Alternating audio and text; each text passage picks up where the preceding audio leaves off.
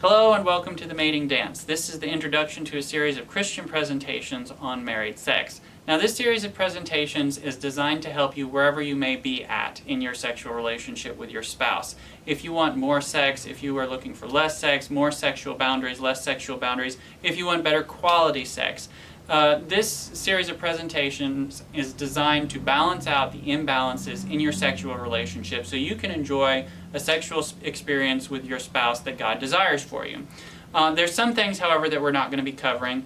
We're not going to be covering medical conditions, mental struggles, or sexual techniques. Medical conditions such as erectile dysfunction, we're not going to be covering things like that. I cannot help you with things like that.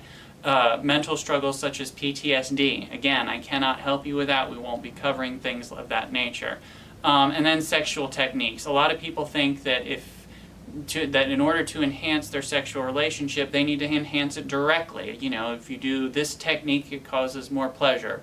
And while these things are helpful, I find that the truth is that if you get rid of the things that are inhibiting good sex will take place naturally. So we're not going to be addressing sexual techniques.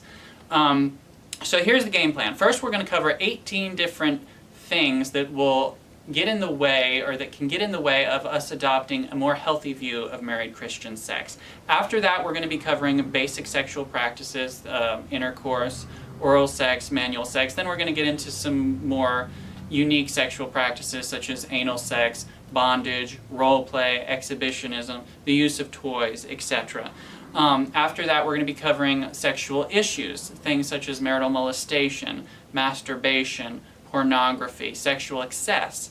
Then we're going to cover some sexual helps, and I'm not going to give you examples because it's just a really long list. We're going to be covering a lot of different things that can help you in your sexual relationship.